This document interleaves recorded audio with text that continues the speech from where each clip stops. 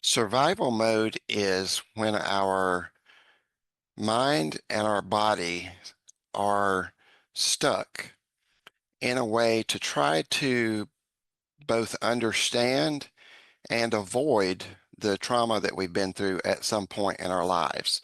And this can be from childhood trauma, it can be from something happened in adulthood, a natural disaster, a sexual assault, things like that.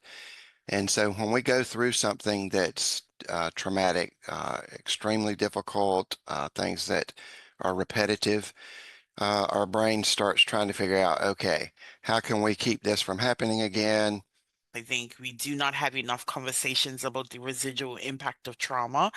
Mhm, Hence, a lot of people chalking things up to this is part of my personality. Well, no, mhm. actually, it's a trauma response. One Saturday morning, I was sitting at home watching cartoons, and my grandmother was there visiting, and she came into the room and said that my mother had passed away, that she was not coming home. I was not wanted.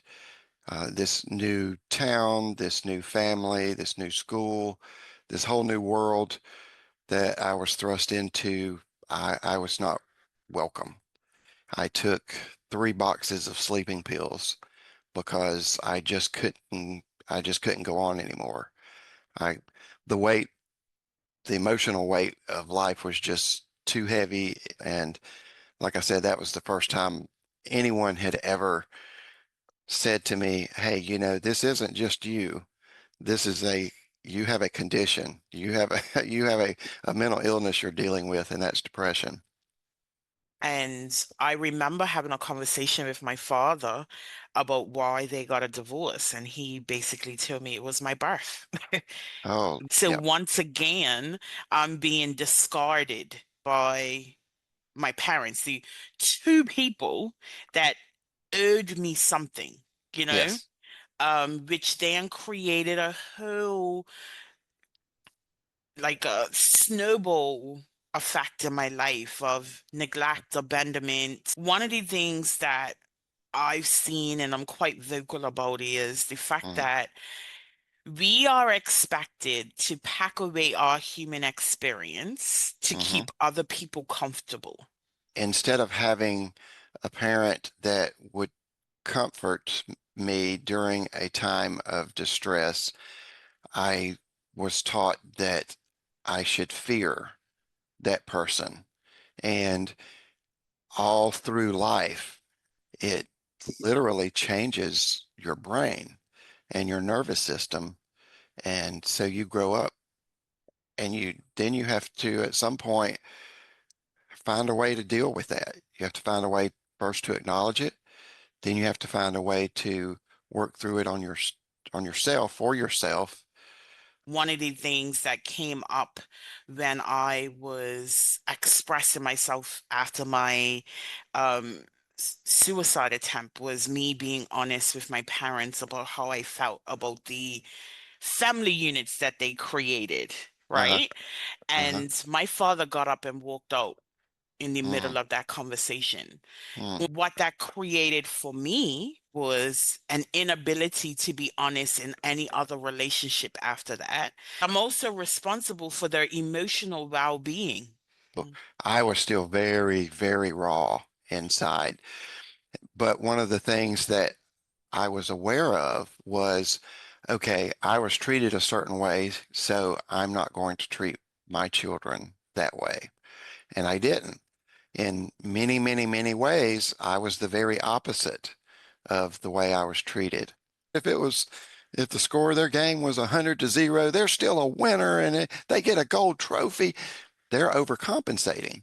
They're overcompensating from something inside themselves. Too much technology. And we're just at the beginning of it. So, you know, 100 years from now, people are going to look back and say, oh, look at the effect that that had on people's mental health. It's not because, I'm weak or anything like that. It's just I want them to understand that I'm human too. I Mm-hmm. make mistakes. And when I apologize, I'm apologizing with an explanation. I homeschool them, so they haven't been stripped of their identity or their opinion in any way. And sometimes I'm like, I wish I could turn it on. But Uh, for me, that is essential. yes. One of the most important things, I think, and this is something that I've been working on for many years, you know, not just personally, but academically too, and that is the idea of resilience. And so learning to teach your children resilience is such a key factor in preparing them for life because you will not, you cannot safeguard your child from everything that's going to go bad in their life. They're going to have heartbreaks. They're going to have bad relationships. They're going to lose jobs possibly.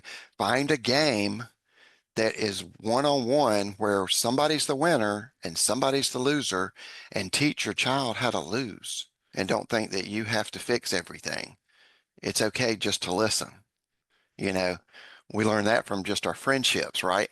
Hmm. Sometimes your friend just needs to tell you shit, just needs to Hmm. unpack some stuff and you just need to listen.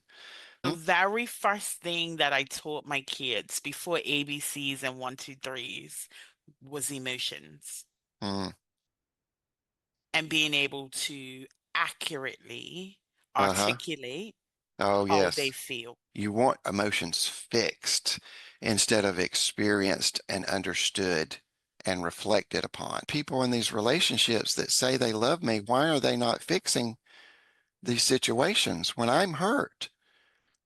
That was my expectations because of that childhood trauma, because of that emotional abuse and neglect. I wasn't just saying, where it all goes back to the intent.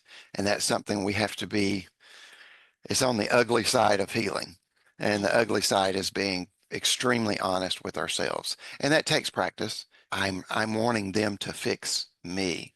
And they can't fix me. I'm the only one that can fix me. So let me work on that first. Someone said something or did something, and I didn't just immediately react. I took the time to process it. I took the time to say, okay, is this something I want or need to deal with right now? And if so, how? Don't chase butterflies because they will just fly away. Instead, work on building a beautiful garden. Once you've built a beautiful garden, the butterflies will come.